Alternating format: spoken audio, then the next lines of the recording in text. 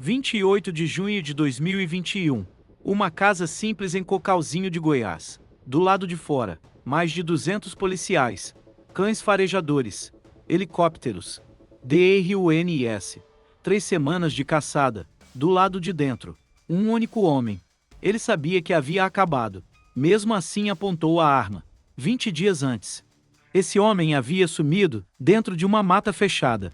20 dias durante os quais o Brasil inteiro parou.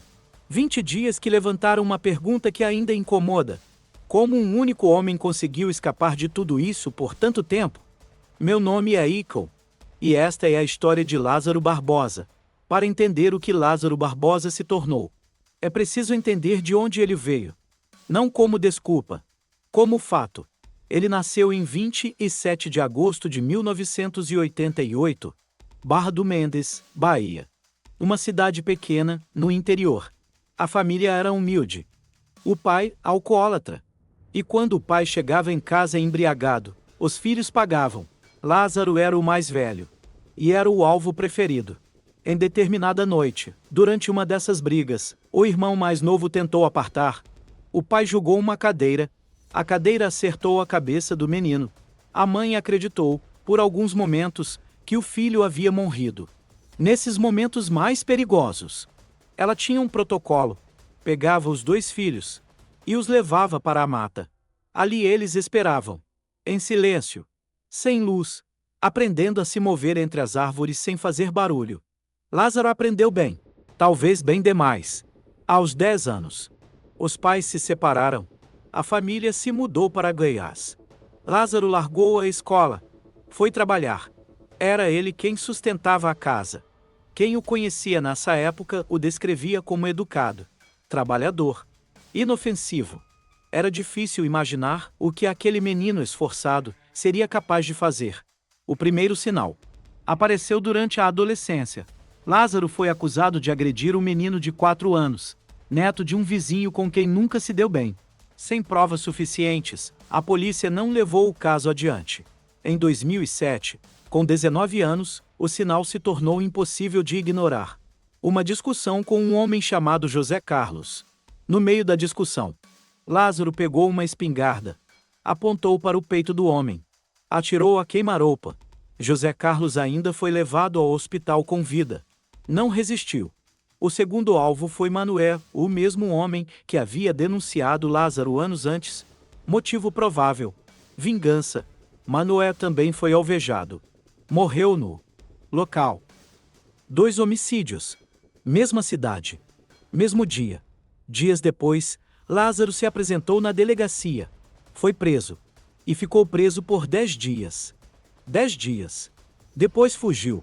O que aconteceu nos anos seguintes é uma sequência de decisões que, em retrospecto, são difíceis de entender. Lázaro fugiu para Goiás. Tentou reconstruir uma vida. Chegou a se casar. O relacionamento não durou. Aproximadamente 2 anos depois da fuga, foi preso novamente. Suspeita de roubo e porte ilegal de arma de fogo. Foi encaminhado ao complexo penitenciário da Papuda, em Brasília. Em 2013, após avaliação dentro do sistema, Lázaro foi diagnosticado com problemas mentais sérios.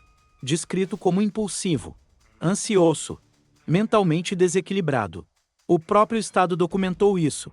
E em 2014, esse mesmo Estado concedeu a Lázaro o regime semiaberto, por bom comportamento.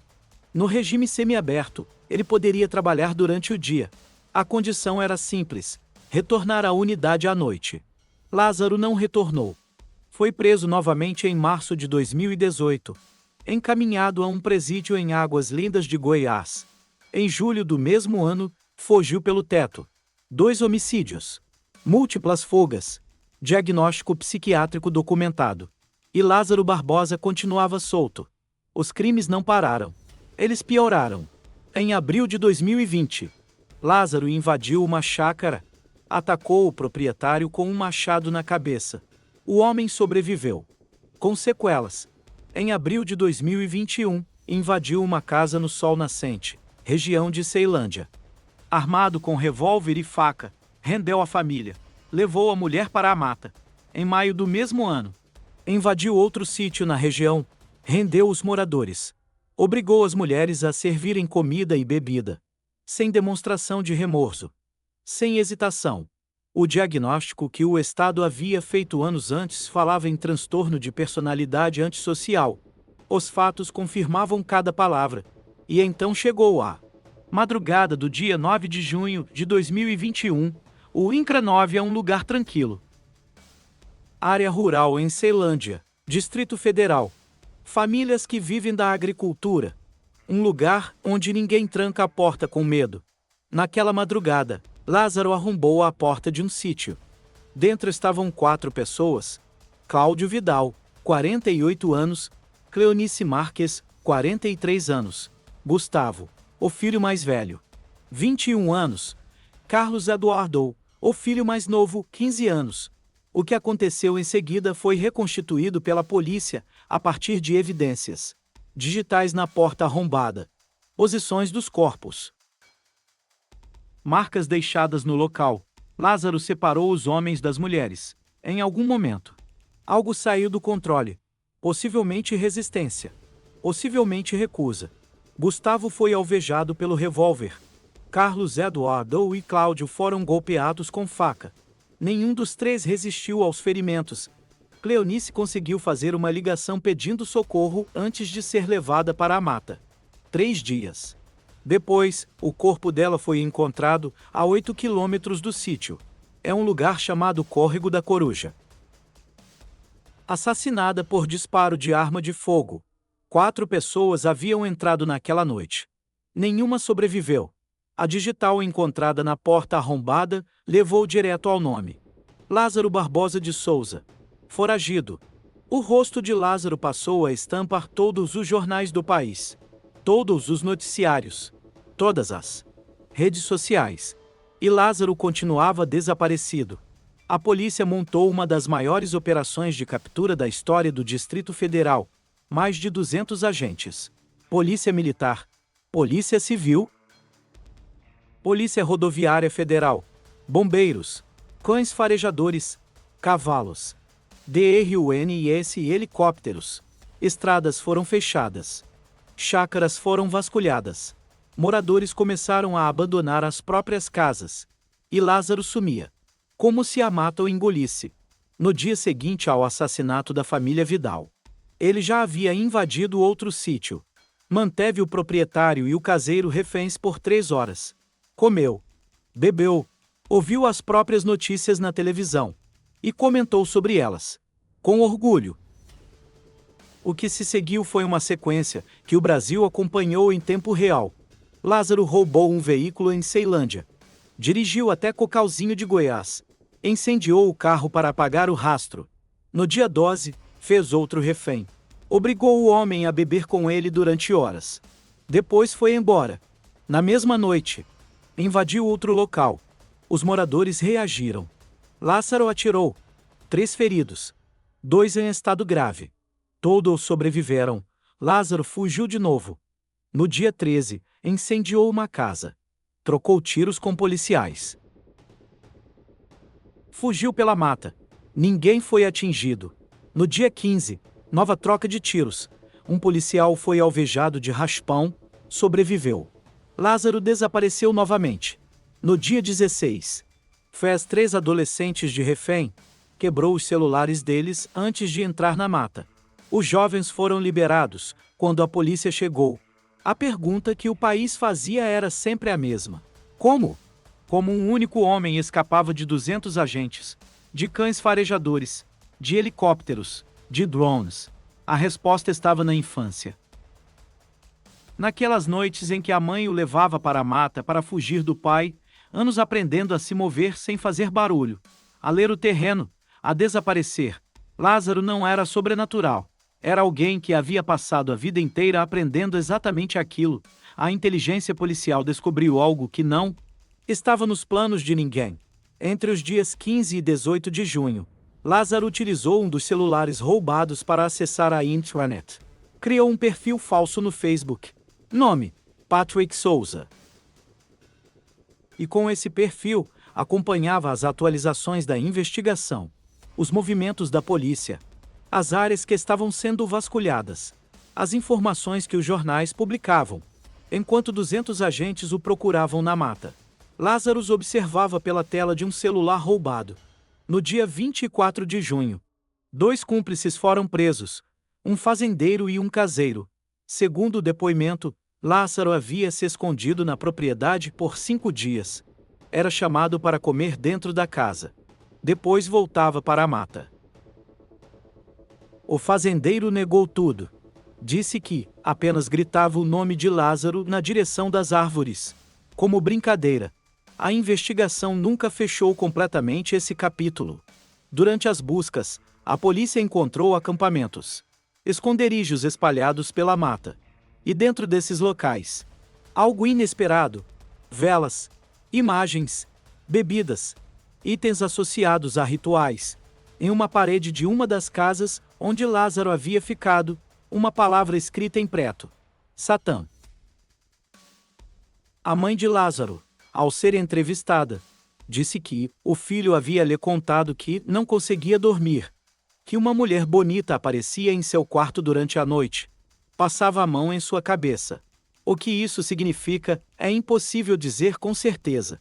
Se era delírio, manifestação de um quadro mental grave, ou algo que Lázaro usava para construir uma narrativa sobre si mesmo. O que é certo é que os achados confirmavam o que o diagnóstico já havia documentado. Aquele homem não estava em contato com a realidade da mesma forma que a maioria das pessoas, e o Estado havia devolvido esse homem à sociedade, por bom comportamento. 28 de junho de 2021. 20 dias depois do assassinato da família Vidal, a inteligência policial localizou Lázaro. Ele estava na casa de sua sogra, em Cocalzinho de Goiás. A operação foi montada com cuidado. Mais de 200 homens posicionados. Não havia saída. Quando os policiais se aproximaram, Lázaro apontou a arma. Houve troca de tiros. Lázaro foi alvejado múltiplas vezes. Foi levado ao hospital. Não resistiu. Nenhum policial foi ferido. 20 dias. 4 mortos. Dezenas de reféns. Uma operação que mobilizou o país. E tudo terminou no quintal de uma casa simples no interior de Goiás. Depois da morte de Lázaro, algumas coisas ainda apareceram. Na mochila que ele carregava durante a fuga: armas, comida, temperos, remédios.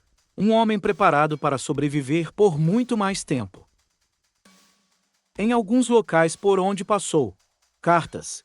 A autoria nunca foi confirmada com certeza, mas em uma delas, o texto falava sobre a infância, sobre as dificuldades, e declarava que essas dificuldades não eram justificativa para nada, como se Lázaro soubesse, como se, em algum lugar, entendesse o que estava fazendo, e continuasse fazendo mesmo assim.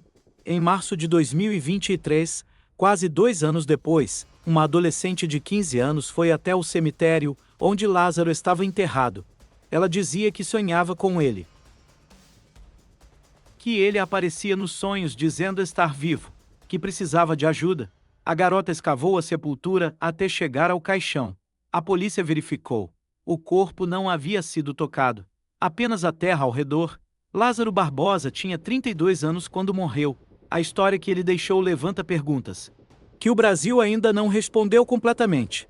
Sobre um sistema que diagnosticou um homem perigoso e depois o liberou. Sobre sinais que foram ignorados por anos. Sobre o preço pago por famílias que não tinham nada a ver com nenhuma dessas decisões. Cláudio, Gustavo, Carlos Eduardo, Leonice. 4 nomes. 4 pessoas que acordaram naquela manhã sem imaginar que seria a última. Essa é a parte da história que não termina com a caçada. Eu sou Ico. E este fato ainda está ecoando. E talvez essa seja a parte mais desconfortável de toda a história. Não a caçada. Não os 20 dias de perseguição. Nem mesmo o homem escondido na mata. Mas a quantidade de oportunidades que existiram antes de tudo isso acontecer. Porque, olhando para trás, os sinais estavam lá.